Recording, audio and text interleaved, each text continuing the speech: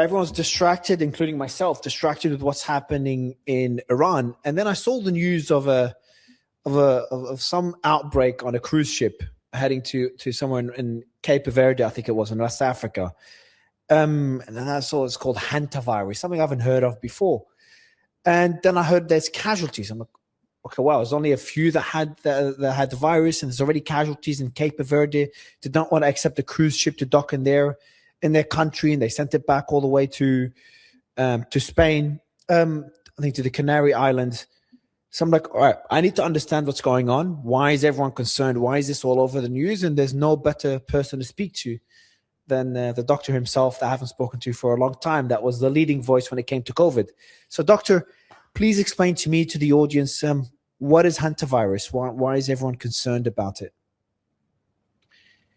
So Hanta is a multi-segmented RNA virus. I'm going to go geeky for just a minute, just till we get that out of the way. It's a segmented negative strand RNA virus. So it's kind of like influenza in the sense that it has a segmented genome and it's an RNA virus. It's enveloped. That's important because it means that it's a kind of virus that can be readily inactivated by a variety of different kinds of agents, disinfectants.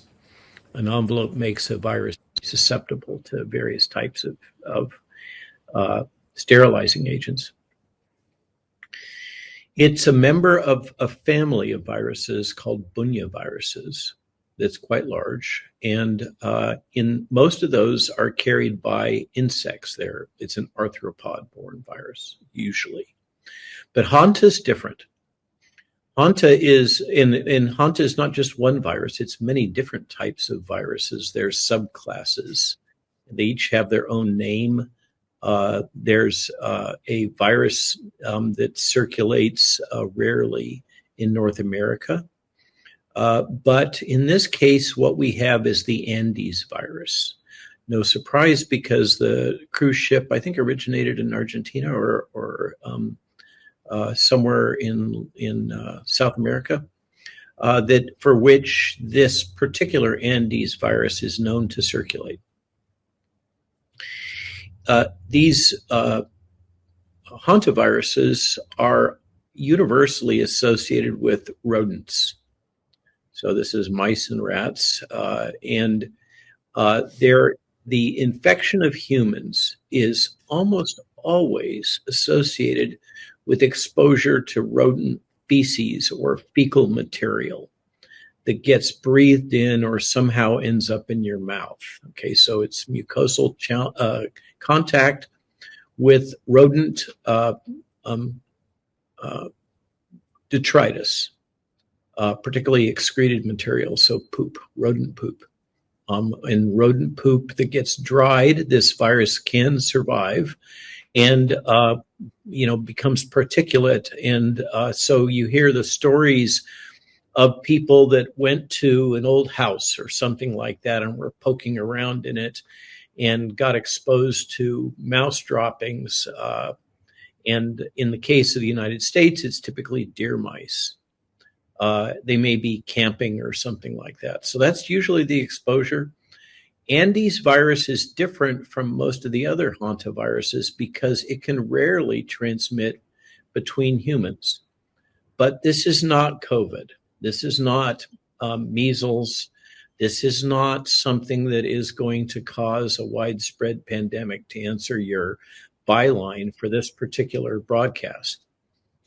It is associated with rare human-to-human transmission, and that always requires body fluids, let's put it that way, being exchanged between individuals. So that can include fomites, things that are on your hands, that you touch a surface.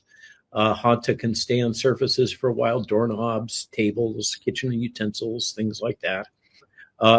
And so if two people were sharing a meal and they were sharing kitchen utensils, they might exchange the virus. Or if they were very amorous and prone to kissing and other things, yes, even old people on cruise ships do have kissing and other forms of interaction. They can transmit the virus between themselves.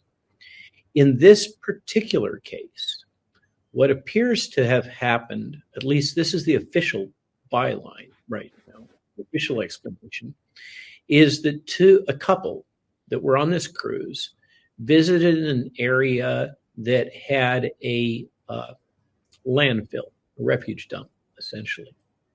And the official explanation is that's how they got exposed to the hantavirus. Now, an alternative, frankly, more likely explanation is that rodents from South America ended up on the boat. And that certainly is something that happens with boats quite frequently. And of course, those stories are legion, the Black Plague being the notorious example in human history.